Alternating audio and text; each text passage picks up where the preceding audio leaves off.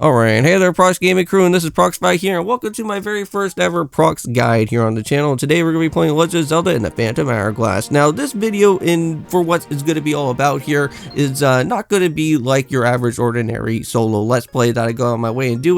This is going to be a guide walkthrough so that I can at least go and help you guys throughout your way here if you are stuck on Phantom Hourglass, and I'll tell you guys exactly what we need to go and do in said certain parts of our way out here. Now mind you, I won't be going to show you guys everything about within different cutscenes and whatnot, just so that I can just kind of just quickly skip on over, and then we can just get right into the main meat and potatoes of everything that we do want to make sure to go and walk on into. But I will show you guys like some bit of cutscenes here and there, just so that we can at least kind of get somewhat of a base knowledge of what's going to happen throughout the actual game. And I do know majority of said stuff here in my time, of course, with Phantom Hourglass. I want to say that this game is a direct sequel of Wind Waker, so if you haven't wanted to play through Wind Waker and you want to go and try out the said Toon Link series, I want to say that the series of the Toon Link games are pretty fun. You'll enjoy all three of the said type of games there. I believe even Minish Cap I think is also a part of the Toon Link games as well, so if you haven't wanted to try it out with that, that's also very fun too.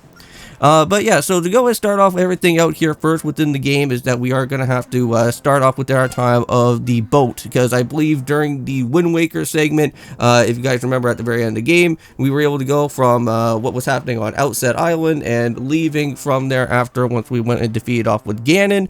And currently right now, there is going to be a said type of ghost ship that will be making its return here, and Tetra, of course, aka known as Zelda, later on throughout within the game, she will have to get herself stuck throughout that said ghost ship, and we will have to go and make our entrance into that said ship at some point. It's just that for right now, we can't really go and do that because we have some other things that we have to go and get ourselves completed out with, and that is, of course, going through the whole tutorial base-wise on the Mercay Island, which that is going to be the new type of island that we are going to have to do some exploration with.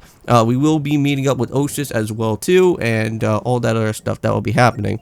And if you guys have been enjoying out here so far within the said Prox Guide review, leave a like, also comment down below, and if you guys want to go and well, even show support on other different series that I go out of my way and do, that will be greatly appreciated, because of course we also have Final Fantasy X and also Persona 4 on the channel as well. We're still continuing onwards with those series at that moment in time here, but here it is the ghost ship that is going to be making its appearance right now. Now, this ghost ship is going to be a little bit of an interesting type of dungeon. Now, we won't really know too much about within this said dungeon yet, because until we start reaching all the way into the Temple of the Ocean King, then that's when we'll kind of know a little bit about how the said type of dungeon in the ghost ship will be all about, because there is some of these type of weird tile placement things that like to basically drain the life out of you, and that's exactly what that ghost ship is going to be. But right now, we're just going to have to kind of leave Zelda just stuck in that ship for the time being at this moment. And sorry, Zelda. I don't think my little stubby arms will be able to go and jump all the way up to that, though. And oh no, I think we're going to slip. Yeah. And there we go. We fall right into the water down below. But we are going to be meeting up with a strange type of fairy, though, and her name is going to be known as Celia. She's basically kind of like Navi of this game, but she's going to be a little bit of an interesting type of fairy. Now, however, if you guys don't know about the said Nintendo DS series, basically what happens here in the said DS games of the Toon Link series is that we will have the said permanent type of functionality of moving around with having Link with the said stylus. And now, since I am playing this on the Wii U Virtual Console, this is going to be my very first experience with me trying to learn how everything is going to be working within this said type of way. So hopefully with everything going on when we go through the different battles, because I know that the Isle of Ember is going to be like the next type of main destination that we're going to be heading off to in the next episode, and we'll be just doing a main tutorial wise within that said area within there at some point. We'll have to see what that boss is going to be entailing when I go and play that on the Wii U. So yeah, so to get the controls all set it up with, there's different things that we could go and do. We can actually use Link for actually picking up with different stuff with having Celia around. And at some point when we do get the sword, we will get to learn how the sword placement is going to be working here in this said way. And Oshus will be here to go and help out with us to go and learn about how the said sword is going to be. Now, unfortunately, we can't really go and do anything about right now within the said grabbing of the sword, because there is going to be a certain type of secret something that we're going to have to go and do before we can go and open up with the sword there. And basically, if you haven't really went out of your way to play through the game before, there is technically like 7 different palm trees in the area. All that you really need to do is just kind of just look around a little bit, and you should just be able to count out with everything that's going to be there. Now here in this game, you're going to be using the touchscreen and using the ink type of stylus quite a bit often throughout your map. So you're going to be making or wanting to make sure that you're going to have a lot of like different type of things that are going to be all the way around through some different stuff. And you guys will be seeing at some point later on down the road that our touchscreen for our map is going to be looking very messy. But for right now, it's going to be looking pretty much clean than it is at this moment. But later on, you will get to see, like, I'll be like jotting like different things that we're going to have to kind of mark on our map. That'll be more so happening within the Isle of Ember area for right now. But you could do it here at this moment if you want to do it for the different palm trees, if you wanted to make sure to go account for all of them, but it's okay. For me, I already know exactly what I need to do here. But it looks like there's some earthquakes going on, and that's not really fun. So we're going to have to go and see what that's all about later. I believe currently right now, for when that earthquake just happened, the bridge is actually broken now, and there's no really any type of way of kind of making an easier type of detour all the way back here to Osh's house. So we'll kind of have to go and do a little bit of the longer way, but we will get ourselves a little mini dungeon before heading off into the actual said port area around over here at Mercay Island. So let's just go and check a little bit around within the storehouse, because I'm pretty certain that that's where we're going to have to look for the sword, right? So let's just head right all the way down over here. And just be on the lookout for grabbing a whole bunch of different rupees and whatnot, because later on down the road, when we start reaching into like the town area or like to the port area for that part here in this island, we want to make sure that we at least go and grab the shield, because that's going to be something, well, something nice for us, so that we can make sure that we can go and protect ourselves with. Now, mind you, since we are heading into a area that's going to be dealing with a lot of fire, I don't really think the wooden shield is going to be as great as it should be, but we'll have to see what happens. I know that at some point we should probably be able to get ourselves like with some sort of Hylian shield or something at some point where we can at least somewhat protect ourselves with from there. But let's just go and see what the basic controls are going to be all about. So currently right now, what we could go and do within our said sword is that we could go and do some different tapping of the different enemies, that we could go and do some knockouts, or we could actually do slice attacks as well, which you could just kind of just draw around within your said stylus, and that's how you get your attacks. Now, there's going to be other said things known as a somersault, and also as well too with doing the spin attack. Now, doing the somersault is a little bit tricky in my opinion, because you have to do it in very small little circles. Sometimes when you're running around, you may probably catch Toon Link probably doing a little bit of somersaults here and there, but it is the much faster way to go and try to do certain things. But later on, we will get ourselves with a boomerang, and that will kind of make things a little bit easier for us. So even if you can't go and do the somersault right away, having the boomerang at some point later on will be a big accomplishment for that said part there, because I know that later on when we start heading on into a way for what the said dungeon is going to be, when we start heading into our mini dungeon, just in a little bit right here, there will be a said type of mouse that we will have to go and try to capture out with, and that is where you may possibly want to go and use the somersault area. But there is a different means of the method that I do have, where if you can't really go and do that type of move right away, we'll go through that there for when we have to go and grab the key for that area. So yeah, also too, you do have some of those boyoings there. Those boyoings are very nice for to go and interact with. They'll give you different little guide points and other things. I think they also probably tell you what the time is as well too within your said game. So if you ever do want to go and interact with them, they're pretty interesting type of creatures there. Now, just be careful with some enemies that will show up around over here. There is like different like chews. There's also keys that will be here in the said dungeon. Basically, your normal standard type of regular enemies from other past Zelda games. They're not really all that too difficult here. We won't be seeing like the too difficult amount of enemies probably later until Isle of Armor, or sorry, not Isle of Armor, but the Isle of Ember, I should say. I don't know why I had Isle of Armor on my head. I guess that was just from Pokemon Experience for the DLC, but here we go. This is what we're gonna have to do now is for what is happening here of the said code that we're gonna have to do with all these different levers here. All that we really need to do is that there's all these different blocks, and what we have to go and interact with is all these different stones that are in the way as well, and they'll basically be telling us exactly how this code is going to work. I'll show you guys the bad way of how you will go and do the code, and then there's also a good way for you to go and do the code, because if you do the bad way, unfortunately there will be a lot of enemy spawns all over this place, and then you'll have to go and have to reset everything all over again, which that's not fun. But yeah, so just make sure for exactly how this is all supposed to be, and by that time you should be able to then go and get this door, well, get the key that's going to finally be here. So this is the wrong way to go and do it. So unfortunately, with that being said, we got some ropes here. Classic Zelda enemy, of course, but however, you will be able to get some extra more rupees along the way, because we do have to go and try to get the wooden shield for the 86 rupees, so at least that'll make some bit of some things a little bit nice. Alright, so here we go. Just gonna pull out all the different type of levers here, and that will give us the key, so very nice. Alright.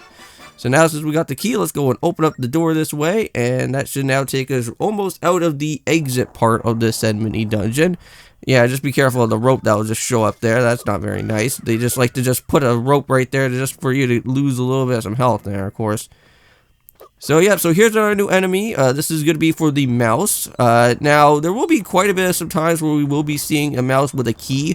Now, this first one is going to be very annoying, even though that we don't really have the boomerang, but at some point later on, there will be a mouse that will need to use the boomerang for, and it will make things a lot easier for what's going to happen. So for right now, just kind of have to wait until this guy is just kind of just running around, and at some point, just kind of catch him at the exact same moment, and then that will give you the key, and then we can go continue onwards from here. Alright, so there we go. That is perfect. That's exactly what we want to go ahead and do. Keep on heading down through this way, and that should lead us right into the port of the said island here for the main part of town. Now, there's different type of NPCs that you can go and interact with. There's actually one that I will like to go and show off with you, just so that if you want to get yourself a little bit of a glimpse of what the next area is going to be, because we are going to have to head up to the Isle of Armor, or sorry, not Isle of Armor, again with the Isle of Ember, and then you'll be able to go and talk on over to that guy, and he'll actually bring up with an interesting character that we will have to meet later in that said place at some point. So here's the little mart for this place right here. Now there's some interesting stuff. Right now we can't really go about on bombs at this point, even though that we do have, I think, enough money for them. You can also get a red potion. You can also get something which I believe you can sell that. I don't know if you could give that to Beetle or something later, but I know that there's like those special type of artifacts there. And then you also have one of those red type of special orbs. Now, we don't really know anything about those orbs just yet. I don't really want to go out of my way to spoil anything about within those orbs for right now, but you will want to go and gather a whole bunch of them at some point, because you will need to go and use them at later on in different parts of the said game, and just so that you can go and do some interesting stuff with them. I don't really want to go and say too much, but here is somebody that we need to go and speak to, because we need to go and find out where this person by the name of Limebeck is. This guy is the one that's going to be in control of our boat, and that means we can then go and sail the 7 seas with having Limebeck alongside with us. Now, doing the customizable ship parts, there's a whole bunch of things that we can go and do with that. I'll probably make that as like my own type of guide with all the different type of ship parts as we go and collect throughout the game. I know that there's like, I think, golden ship parts as well, so those could be a little bit more of a challenge. So depends on if I want to go and do that or not, but I will show you guys as well for the customizable ship parts as we go through. Because for right now, I don't think we actually have the grapple hook motion part, I think, for the ship yet, or I don't know if it comes with it, but we'll have to see later for the next episode after that. or I wouldn't really call it as the next episode, but the next part of the guide here, because I need to kind of get out of that mind space here within my time with these different videos that I'm going to be making, is because I don't really want to have to go and kind of create it as like a let's play in itself, right? This is more so of a guide-based tutorial-wise with everything that's going to happen here. So here we are in the Temple of the Ocean King. This is where we're going to have to be very, very, very careful with all these type of parts that are going to happen here. So even if you just take like 1 foot out, your one little stubby leg out here with Tomb Link, unfortunately you will have to get your life a little bit sucked up. But not to worry, mainly in most parts of the Temple of the Ocean King, there is hearts that you will be able to go and replenish, and those will actually be located in these little safe rooms that are going to be around. And all that we need to do with Linebeck here is that we want to make sure that we at least just go and try to rescue him out, and there will be some type of switches here that will be able to make sure that he will escape from all of this. And later on, well, since it is like the beginning part of the Temple of the Ocean King, I don't really want to get into too much details with this whole entire place, but later on you will be running into more insane other type of parts of this Ocean King temple that will be happening, but we won't be doing too much amount of anything else at this moment here. But for right now, everything's going to be a little bit simple, and it's going to be nice for us to go and do, and we'll just have to just continue onwards from here. Alright, so up goes Linebeck there. All that we need to do is just follow Linebeck to that part. So yeah, as you guys go and see, walking around, it's just only draining out like just like a tad bit of hearts. It's not doing like too much, but you want to be a little bit careful for when those happen. Alright, now at some point around over here, Linebeck will have to go and give us the key so that we can at least go and find out where the first of many of these sea charts are. Now, there's actually a really cool type of one to go and find a sea chart later on. I think it probably happens after with the Isle of Ember that will happen, but I won't really go into too much detail on it, but it's really neat that, like, how the DS function actually works within that. Like, I never knew that that was actually something that was actually a part of finding a said sea chart before, and you guys may probably actually know what I'm probably talking about, but I'm going to hold that off for when the time does happen.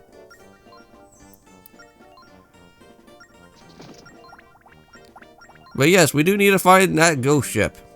And the only man that can actually be able to go and travel us to that said ghost ship is going to be with Linebeck there. Wow. And look at that. And Tomb Link is like fully dazed and confused out here.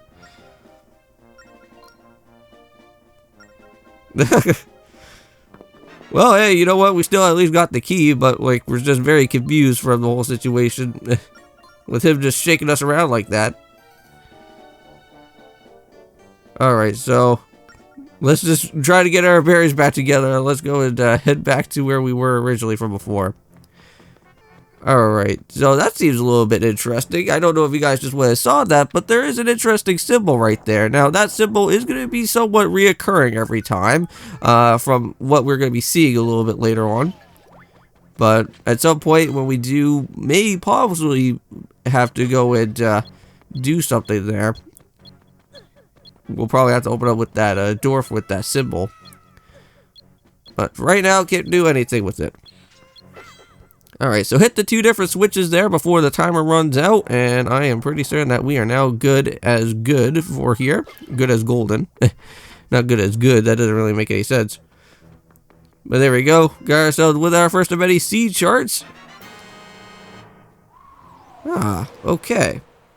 But now we just need to go find where Oceus is, and also with Linebeck, and then we can figure out exactly where we're going to have to mark on our, well, for our sea chart, exactly where to go to next. And just like how Wind Waker is, there is going to be other said type of little side islands to go and do some exploring with. I'll probably do that as like a own type of video as well too, but it depends on if there's anything important for us to go and pick up with. If there is something like main part of the story wise that we're going to have to go and do, I'll probably show that off within the way of what we're going to be doing out here. But if not, I'll probably have to hold everything off until the end for other different side stuff that will be happening later. So I know that the DS Island for what happens here in this game is like a complete offset type of thing. I don't believe there's really anything that's like main story-wise for there, but we will have to hold that off. But now we got ourselves with a wooden shield, so that will kind of keep us well protected for a little bit, even though that we are heading off into a fire type of place, though it's not going to really be as great, but at least it's some sort of bit of defense that we do need. But I think for right now, what we'll have to go and do is let's go and talk back over here to Oshus and Linebeck, and now we'll just have to go and bring up with our seat chart and figure out exactly where we're going to have to go and head off to next. So, I believe all that we have to go and do here is that we'll just have to just draw around for a little bit, and we should be able to see that random type of symbol that we went and saw from before we were in the Temple of the Ocean King the last time. So, just kind of draw around for a little bit, figure out where the drawing part is going to be from here. And after a little bit of some time here, trying to figure out exactly where this is going to be, it should all be into the very bottom right-hand corner there. I'm going to sketch it out a little bit, and there we go. And I think we actually got what we do need there. Okay, and with that being said in mind, guys, we're going to go and end off the said episode for Phantom Hourglass here for our very first part of the guide. See you in the next one for when we go and jump into the Isle of, into the Isle of Ember and see what that is going to be about. Because we are going to have to meet up with Astrid and see what's going to happen from there. But see you guys in the next one, and of course, peace.